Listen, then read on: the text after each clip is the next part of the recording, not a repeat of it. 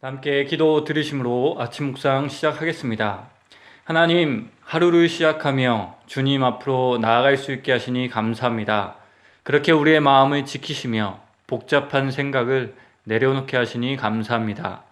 이 시간 주님을 바라보며 잠시 묵상의 시간을 가집니다.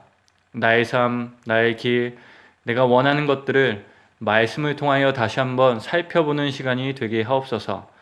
그리하여 버려야 할 것들을 발견하게 하시고 더욱 붙잡아야 할 것들을 붙잡는 귀한 시간 되게 하옵소서. 또한 그렇게 인도하여 주실 하나님을 이 시간 예배합니다. 마음을 다하여 하나님이 나의 주 되심에 감사하며 기뻐하는 이 시간 되게 하옵소서. 감사드리며 예수님의 이름으로 기도드립니다. 아멘. 함께 찬송가 413장 함께 찬양 드리겠습니다.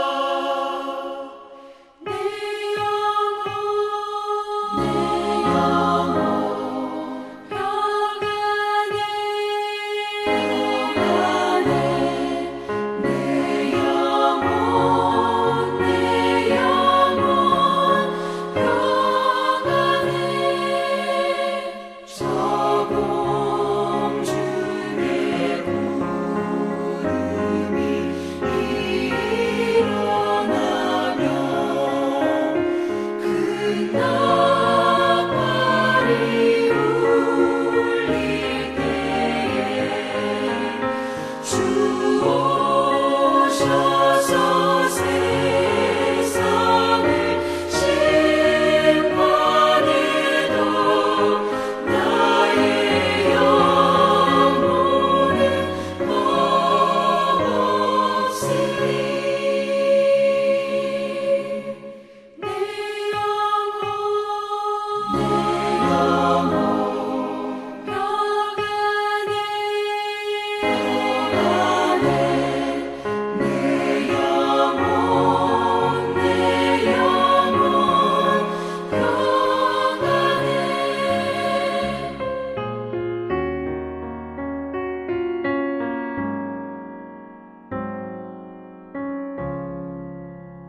다 함께 찾아보실 하나님의 말씀은 사도행전 2장 1절에서 4절까지의 말씀입니다.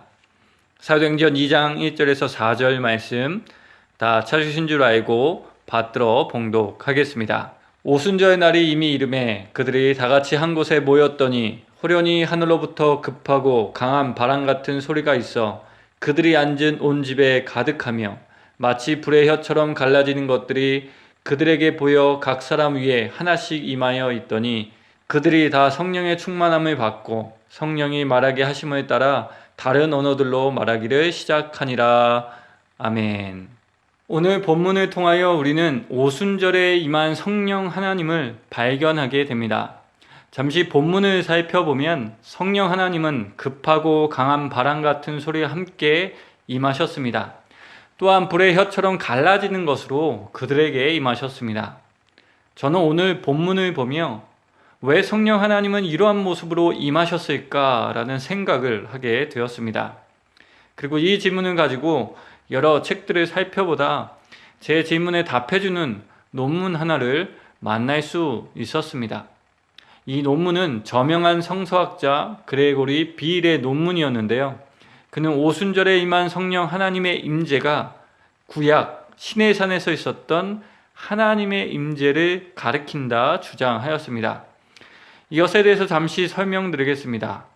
우리가 구약을 읽다 보면 하나님께서 임재하신 모습을 묘사하는 구절들을 만나게 됩니다.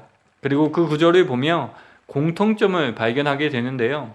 그것은 하나님께서 자신을 나타내실 때 천둥 같은 소리와 불의 형상으로 드러내셨다는 것입니다. 그렇다면 성도 여러분, 성경에서 최초로 임재하신 하나님을 묘사한 본문은 어디에 나타날까요? 바로 모세가 율법을 받기 위하여 시내산을 올라간 사건을 기록한 출애굽기 19장과 20장에서 발견됩니다. 여기서 하나님은 우레와 번개와 빽빽한 구름 및 불 가운데서 나타나셨습니다. 흥미로운 것은 하나님은 이후에도 이와 유사한 방식으로 임재하셨다는 것을 알게 되는데요. 이사야서, 요엘서를 보면 그것을 알 수 있습니다. 그렇다면 하나님께서는 왜 이렇게 유사한 방식으로 임재하셨을까요? 이는 이스라엘 백성들로 하여금 그 현상을 보며 하나님의 임재를 분명하게 알 수 있게 하시기 위함이었습니다. 성도 여러분, 누가가 기록한 성령 강림 사건을 유대인들이 본다면 그들은 어떤 생각을 하게 되었을까요? 이것은 하나님의 임재를 의미하는데 이것은 시내산 사건이랑 너무나 비슷하잖아 라고 생각하며 출애굽기를 떠올릴 수 있게 되었을 것입니다. 그들은 구약 성경에 모두 능통했기 때문입니다. 그렇다면 성도 여러분, 우리는 여기서 다시 다음과 같은 질문을 하게 됩니다. 왜 성령 하나님은 오순절날 시내산 사건을 연상시키시는 방식으로 임하셨을까요? 그냥 임재하셔도 되는데 꼭 시내산을 연상시키시는 방식으로 임하셔야 되는 이유가 있었을까요? 이 답을 우리는 시내산 사건을 회상함으로 발견할 수 있습니다. 성도 여러분, 왜 하나님께서 시내산에서 우레와 번개와 빽빽한 구름 및 불 가운데 임재하셨을까요? 바로 모세를 통하여 이스라엘 백성들에게 십계명을 주시기 위함이었습니다. 그렇다면 왜 십계명을 주셨을까요? 어떤 분들은 십계명을 주신 것을 이렇게 생각하시며 오해하십니다. 십계명은 하나님이 이스라엘 백성들을 통제하기 위하여 주신 엄격한 규칙이다. 그러나 성도 여러분, 이것은 말 그대로 오해입니다. 이것이 오해라는 것을 우리는 출애굽기 맥락을 통해서 알 수 있습니다. 또한 더 나아가 십계명을 주신 원래의 의미도 발견할 수 있습니다. 성도 여러분, 출애굽 전에 이스라엘 백성들을 생각해 보십시오. 그들은 출애굽하여 십계명을 받을 때까지만 해도 노예로 살아왔었던 사람들이었습니다. 곧 그들은 하나의 인격체가 아니라 누군가의 재산으로 취급받으며 살아왔던 사람들이었습니다. 사람으로서의 존엄성과 자존감을 잃어버린 채 살아왔던 사람들이었습니다. 그리고 이와 같은 생활로 인하여 그들은 자신과 주변 세계를 건강하게 보고 해석할 수 있는 관점을 잃어버렸을 것입니다. 매일 만나는 사람들이 노예를 부리고 차별하는 사람들인데 그들이 어떻게 자신의 삶과 세상을 건강하게 이해하며 살아갈 수 있었겠습니까? 그래서 하나님은 시내산에서 가장 먼저 십계명을 그들에게 주시며 노예가 아닌 다시 온전한 인간, 하나님의 형상으로 지음을 받은 온전한 사람으로 살아가는 방식을 가르치시기 시작하신 것입니다. 하나님이 주신 법에 따라 인간이 인간답게 살아갈 수 있도록 도와주신 것입니다. 그렇게 지나온 삶의 자리에서 알게 모르게 자신들 안에 쌓아놓았던 모든 부정적인 것들을 버리시게 하신 것입니다. 또한 비우시고 그 비운 곳에 하나님의 것으로 채워주신 것입니다. 이것이 십계명을 받은 사건에 담긴 의미입니다. 하나님의 의도하심입니다. 그런데요, 여기서 설교를 준비하면서 흥미로운 것 하나를 발견할 수 있었습니다. 그것은 유대인들이 오순절을 지키는 이유 중 하나가 하나님이 시내산에서 율법을 주신 것을 기념하기 위함이었다는 것입니다. 곧 하나님은 성령 하나님을 오순절에 보내주심으로 시내산에서 만났던 바로 그 하나님을 기억하게 하셨습니다. 그렇다면 왜 기억하게 하셨을까요? 기억하게 하시며 두 가지를 상기시킨 것이라 생각합니다. 하나는 이미 우리는 죄의 노예가 아니라 그리스도 예수 안에서 참자유를 누리는 사람이 되었다는 것을 상기시키기 위함이었습니다. 당시 이스라엘 백성들은 파라오의 노예이었습니다. 그리고 파라오의 다스림과 그가 만든 질서에 따라 비참하게 살아가고 있었습니다. 사망의 길로 나아갈 수밖에 없었습니다. 오순절날 제자들도 동일합니다. 그들도 예수님을 믿지 않고 떠났었습니다. 그래서 다시 갈릴리로 돌아가 욕망 곧 죄의 노예가 되어 살아가고 있었습니다.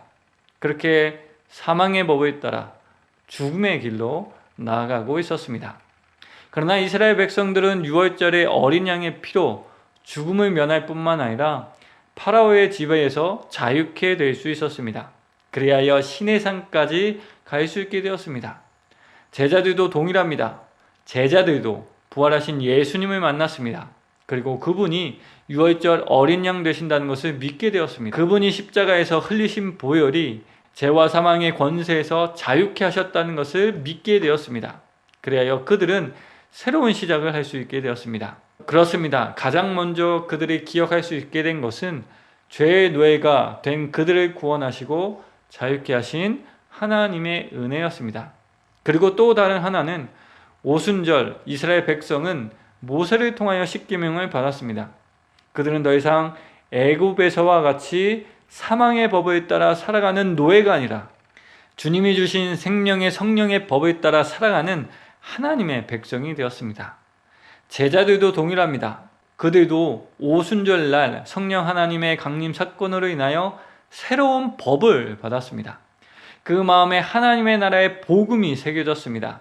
예수 그리스도의 흔적이 담긴 새로운 법이 새겨졌습니다. 그것이 바로 생명의 성령의 법입니다. 그리고 성령 하나님은 이제 그들 안에 계셔서 그들에게 예수 그리스도와 생명의 성령의 법을 떠오르게 하시며 하나님의 자녀로 살아갈 수 있게 하여 주셨습니다. 그렇게 담대하게 그리스도의 증인으로 살아갈 수 있게 하셨습니다. 그렇습니다. 하나님께서 성령 하나님을 오순절에 보내신 이유는 시내산에서 십계명을 받은 것과 같이 생명의 성령의 법을 받게 하시기 위함이었습니다. 이제 우리는 더 이상 죄의 종, 사망의 법에 따라 살아가는 자가 아니라 하나님의 말씀에 따라 살아가는 생명력 넘치는 삶을 살아가게 되었음을 알려주시기 위함이었습니다. 하나님의 형상으로 지음받은 하나님의 자녀답게 살아갈 수 있도록 도우시는 하나님을 기억할 수 있게 하신 것입니다. 성도 여러분, 이와 같은 은혜는 지금 우리에게도 동일하게 주신 바 되었습니다. 우리도 예수님을 그리스도로 믿기 때문입니다. 우리 안에 성령 하나님이 계시기 때문입니다. 그리고 성령 하나님은 지금도 계속해서 우리에게 예수님과 말씀을 기억나게 하십니다. 그렇게 우리로 생명의 법을 따라 살아가게 하시며 생명력 있는 삶이 되게 하십니다. 하나님의 나라를 누리며 세우며 살아갈 수 있게 하십니다. 그렇습니다. 성도 여러분, 오늘 말씀을 통하여 우리는 다시 한번 세상의 법을 따라가는 사람이 아님을 기억하게 됩니다. 우리는 더 이상 죄의 종이 아닙니다. 우리는 욕망에 지배당하며 살아가는 사람이 아닙니다. 우리는 나만을 생각하며 살아가는 사람도 아닙니다. 우리는 우리의 삶을 생명의 성령의 법을 따라 살아가는 사람들입니다. 세상을 세상의 이치로 바라보는 사람이 아니라 하나님의 나라의 관점으로 바라보는 사람들입니다. 예수 그리스도께서 보여주신 그 은혜와 사랑으로 살아가는 사람들입니다. 성경에서 말씀하시는 그 하나님의 나라를 나의 가치관으로 삼고 살아가는 사람들입니다. 그렇다면 좀 더 구체적으로 우리에게 주신 생명의 법이 무엇일까요? 특히 지금 이 시대에 우리가 기억하며 따르기 위하여 늘 기도하며 노력해야 하는 생명의 성령의 법은 무엇일까요? 우리 안에 역사하시는 성령 하나님께서 기억하게 하시는 그 생명의 성령의 법이 무엇일까요?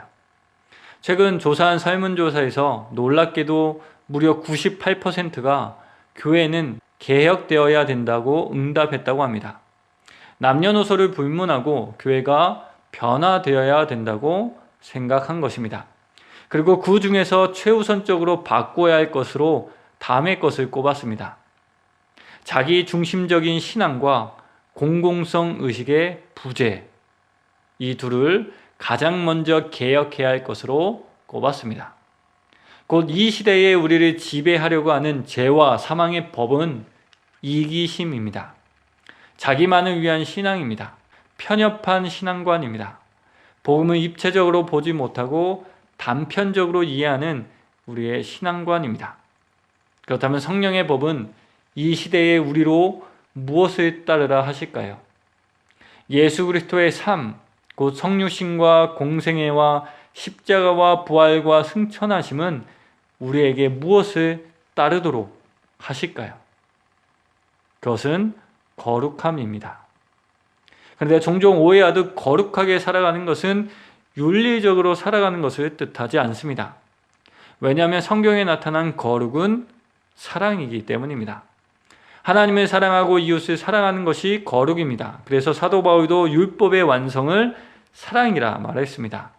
또한 우리가 하나님을 사랑하고 이웃을 사랑할 때 윤리적인 것은 자연스럽게 따라오게 됩니다. 곧 윤리는 거룩의 결과이지 본질이 아닙니다. 거룩의 본질은 사랑입니다. 윤리는 이 사랑의 결과입니다. 그래서 생명의 성령의 법은 사랑하라 말합니다. 나 자신의 삶과 신앙만을 위한 울타리를 벗어나라 말씀하십니다. 그렇게 하나님과 이웃을 사랑할 수 있도록 인도하십니다. 물론 이것은 정말 힘든 일입니다. 절대로 쉬운 일이 아닙니다. 마음 먹으면 되는 일이 아닙니다. 왜냐하면 계속해서 죄와 사망의 법이 우리를 공격하며 노예로 부리기를 원하기 때문입니다. 특히 지금과 같이 팬데믹으로 인하여 상황이 뒤숭숭할 때 더욱 죄와 사망의 법이 우리를 공격합니다. 역사적으로 그래왔듯 큰 사건 이후 세상은 계속 우리로 이기적으로 살도록 부추깁니다. IMF와 2009년 금융위기가 그랬듯 말입니다. 지금 코로나도 우리를 그렇게 살도록 유혹하고 있습니다. 그러나 성도 여러분, 모든 사람이 자신만의 생존을 위해서 행하는 모든 행동을 합리화시켜 버린다면 이 시대는 그 어떤 시대보다 차가운 시대가 될 것입니다. 인성이 사라지는 시대가 될 것입니다. 하나님의 형상으로 지음받은 하나님의 자녀를 찾아볼 수 없는 시대가 될 것입니다. 이것은 우리가 따라가야 할 길이 아닙니다. 따라야 할 법도 아닙니다. 그래서 하나님은 오순절을 통하여 생명의 성령의 법을 주셨습니다. 그리고 지금도 하나님은 우리 안에 계신 성령님을 통하여 하나님의 다스리심에 감복하며 생명의 성령의 법에 순종하게 하십니다. 모쪼록 오늘 하루 이 사건에 담긴 의미를 기억하는 우리가 되기를 원합니다. 그리하여 생명의 성령의 법을 주실 뿐만 아니라 함께 그 길을 가게 하심으로 참된 삶을 살아가게 하시는 주님을 기억하는 우리가 되기를 원합니다. 그리하여 그 법에 따라 함께 온전한 삶, 온전한 하나님의 나라를 누리며 살아가게 되는 우리 모두가 되길 주님의 이름으로 강복하며 이 말씀을 전해드렸습니다. 함께 기도드리겠습니다. 하나님 감사합니다. 오늘 오순절에 임하신 성령 하나님을 바라보게 하시며 그 의미를 다시 한번 되새기게 하시니 감사합니다. 하나님 우리에게 생명의 법을 주셨습니다. 사망의 법을 따라가지 않도록 우리에게 거룩을 사모하는 마음을 주셨습니다. 또한 사랑함으로 생명을 누리며 살리는 길로 나아가게 하셨습니다. 그렇게 우리의 삶에 참된 가치와 만족함을 누리게 하셨습니다. 이것을 기억하며 살아가는 우리가 되게 하옵소서. 특히 큰일이 터질 때마다 우리로 죄와 사망의 법을 따라 살아가게 만드는 조바심이 생겨남을 주님 아십니다. 코로나로 인하여 우리의 마음이 넓어지지 않고 좁아지는 것도 주님 아십니다. 그런 우리를 긍휼히 여겨 주시옵소서. 우리의 마음과 생각과 삶을 지켜 보호하여 주옵소서. 그리하여 오히려 이럴 때일수록 더욱 하나님을 바라보게 하시고 그 은혜를 기억하며 말씀에 순종함으로 참된 복을 함께 누리며 서로 살리는 우리 모두가 되게 하옵소서. 하지만 현실적으로 어려움이 있습니다. 경제적인 문제, 심리적인 압박감, 또한 건강의 문제들이 우리의 일상에 찾아옵니다. 그럴 때마다 우리를 인도하여 주셔서 그 모든 것을 감당하는 우리가 되게 하옵소서. 일용할 양식을 주시고 감사의 마음을 주시고 만족하는 마음을 주시고 치유하시고 위로하시는 하나님의 은혜를 더하여 주시옵소서. 광야에 길을 내시고 사막에 물을 내시는 그 하나님을 기억하며 용기 얻는 우리가 되게 하옵소서. 다시 한번 우리 안에 생명의 성령의 법을 주셔서 생명력 있는 일상을 살아가게 하시는 예수 그리스도의 이름으로 기도드립니다. 아멘. 다 함께 주님께서 가르쳐 주신 기도 드리심으로 아침 묵상을 마치겠습니다. 하늘에 계신 우리 아버지, 아버지의 이름을 거룩하게 하시며 아버지의 나라가 오게 하시며 아버지의 뜻이 하늘에서와 같이 땅에서도 이루어지게 하소서. 오늘 우리에게 일용할 양식을 주시고 우리가 우리에게 잘못한 사람을 용서하여 준 것 같이 우리 죄를 용서하여 주시고 우리를 시험에 빠지지 않게 하시고 악에서 구하소서. 나라와 권능과 영광이 영원히 아버지의 것입니다. 아멘.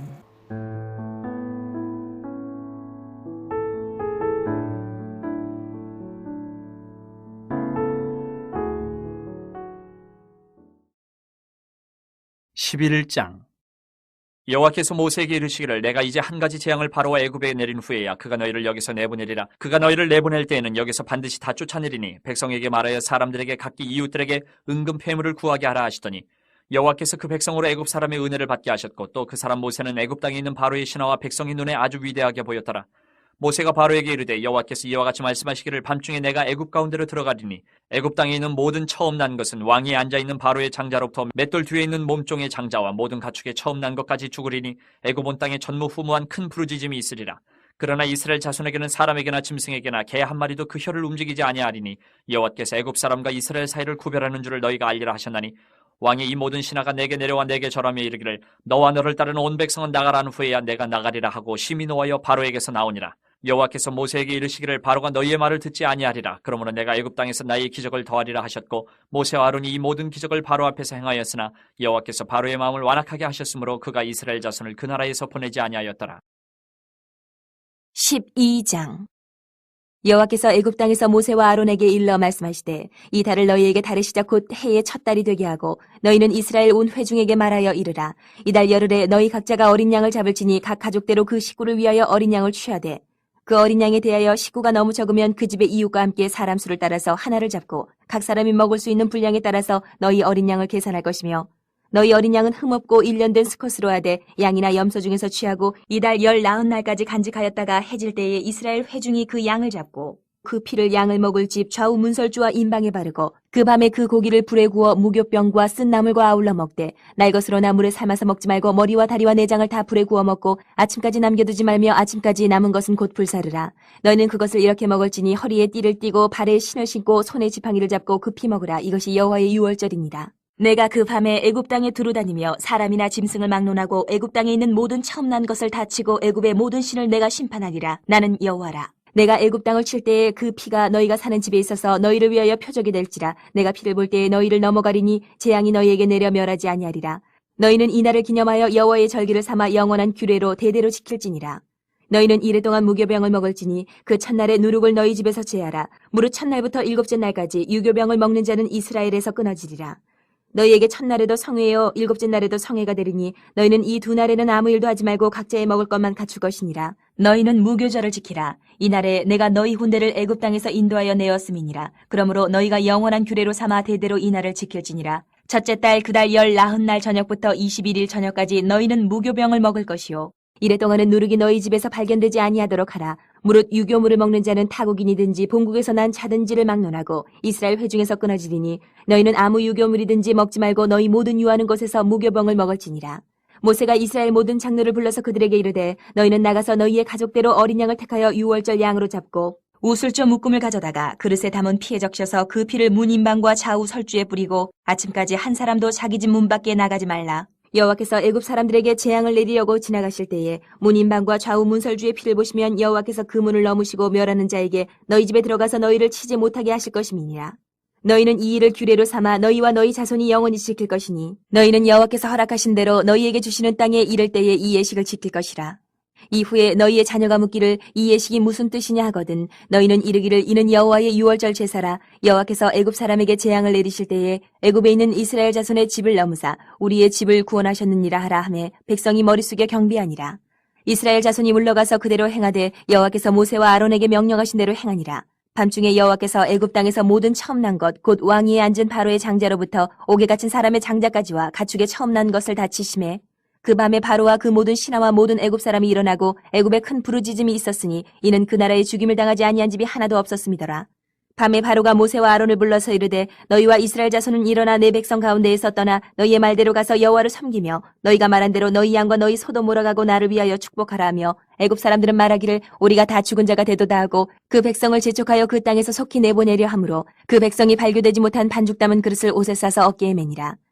이스라엘 자손이 모세의 말대로 하여 애굽 사람에게 은금 패물과 의복을 구하매 여호와께서 애굽 사람들에게 이스라엘 백성에게 은혜를 입히게 하사 그들이 구하는 대로 주게 하심으로 그들이 애굽 사람의 물품을 취하였더라. 이스라엘 자손이 라암셋을 떠나서 숫곳에 이르니 유아 외에 보행하는 장정이 60만 가량이요 수많은 잡족과 양과 소와 심이 많은 가축이 그들과 함께하였으며 그들이 애굽으로부터 가지고 나온 발교되지 못한 반죽으로 무교병을 구웠으니 이는 그들이 애굽에서 쫓겨남으로 지체할 수 없었음이며 아무 양식도 준비하지 못하였음이었더라. 이스라엘 자손이 애굽에 거주한 지 430년이라. 430년이 끝나는 그날에 여호와의 군대가 다 애굽 땅에서 나왔은즉 이 밤은 그들을 애굽 땅에서 인도하여 내심으로 말미암아 여호와의 앞에 지킬 것이니 이는 여호와의 밤이라. 이스라엘 자손이 다 대대로 지킬 것이니라.